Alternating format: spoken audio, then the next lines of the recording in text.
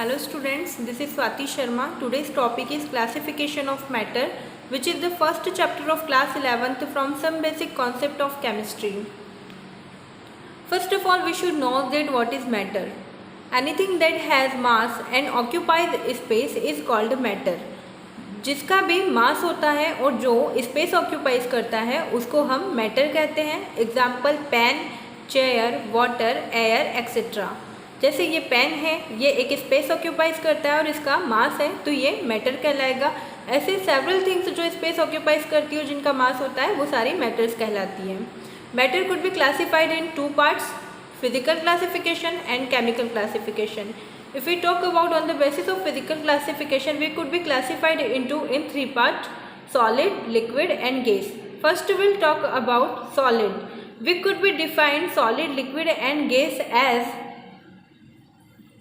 on the basis of its properties. First we'll talk about shape and volume. Solid have definite shape and volume.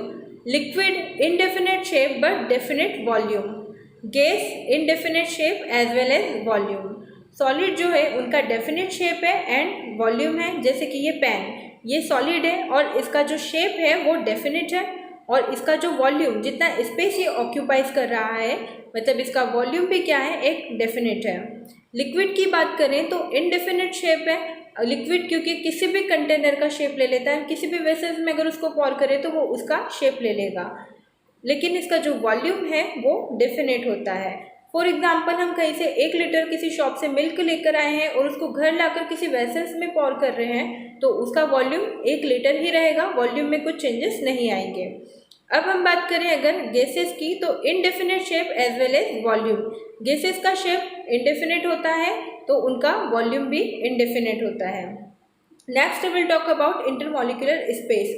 Intermolecular space जो है वो solid में बहुत कम होता है, liquid में कंपैरेटिवली लार्ज देन सॉलिड, और जो गैसेस पार्टिकल है उनमें बहुत ज़्यादा इंटरमॉलिक्यूलर स्पेस होता है, मतलब पार्टिकल के बीच में इनमें स्पेस बहुत ज़्यादा होता है.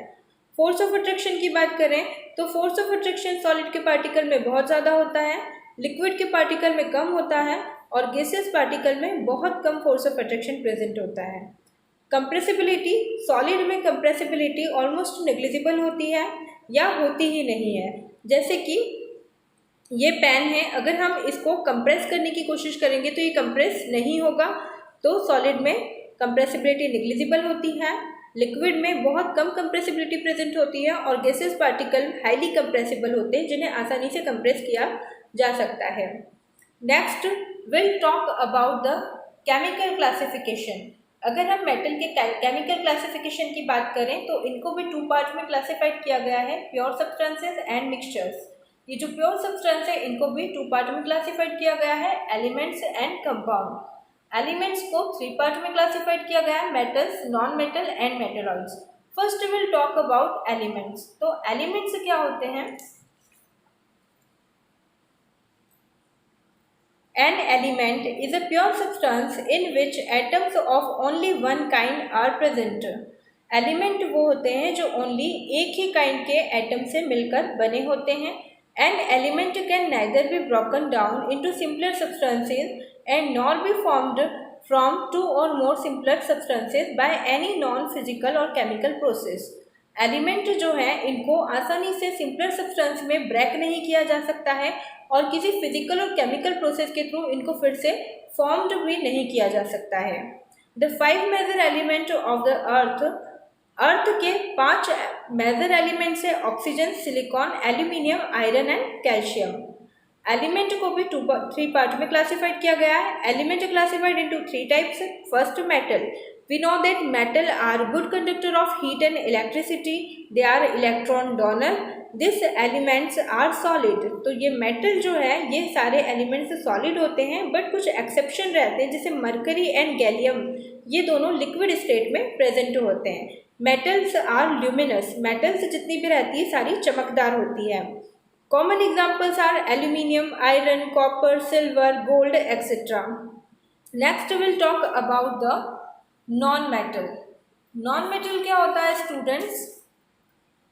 Non-metals are generally non-lustrous, brittle, poor conductor of heat and electricity. Non-metal जो है वो non-lustrous होते हैं, चमकदार नहीं होते हैं, brittle होते हैं जिन्हें आसानी से तोड़ा जा सकता है, और ये poor conductor of heat and electricity होते हैं.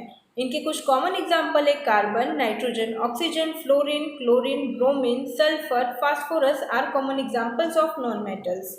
Next we will talk about the metalloids. These elements have characteristics common to metals and non-metals. जो मेटल एंड नॉन मेटल दोनों के ही कैरेक्टरिस्टिक्स रखते हैं उनको हम मेटेलॉइड्स कहते हैं. For example silicon, arsenic and antimony. Next compound. तो कंपाउंड क्या होते हैं students? A compound is a pure substance which is a made up of two or more elements combined together in a definite ratio by weight. तो compound जो है ये pure substance है जो कि टू और मोर एलिमेंट के combined से formed होते हैं. लेकिन ये जो है कंपाउंड हमेशा फिक्स रेशियो में फॉर्म्ड होते हैं. जैसे कि हाइड्रोजन एंड ऑक्सीजन, ये H2O जब फॉर्म करता है तो ये हमेशा दोनों एलिमेंट एक फिक्स रेशियो में फॉर्म्ड होकर कंपाउंड का फॉर्मेशन करते हैं. जैसे कार्बन डाइऑक्साइड ये हमेशा 3:8 के रेशो में कंबाइन होता है. तो यहाँ पर इसका फिक्स रेशो होना ज़रूरी है तभी वह कंपाउंड कहलाता है. कंपाउंड के भी 2 पार्ट हैं, ऑर्गेनिक कंपाउंड, इनऑर्गेनिक कंपाउंड. तो स्टूडेंट्स ऑर्गेनिक कंपाउंड वह होते हैं जो लिविंग सब्सटेंस से हमें ऑब्टेन होते हैं, जो लिविंग सेल्स से हमें फॉर्म्ड होते हैं. For example carbohydrate, fats, protein ये सारे हमें लिविंग सब्सटेंस से फॉर्म्ड होते हैं. और इनऑर्गेनिक कंपाउंड क्या होते हैं जो हमें नॉन लिविंग सब्सटेंस से फॉर्म्ड होते हैं, जैसे कि रॉक, मिनरल्स, ये सारे नॉन लिविंग सब्सटेंस हैं. तो स्टूडेंट्स आज के टॉपिक में हमने बात की है कंपाउंड तक क्लासिफिकेशन ऑफ मैटर के बारे में. अब नेक्स्ट लेक्चर में हम बात करेंगे मिक्सचर के बारे में. Thanks for watching this video.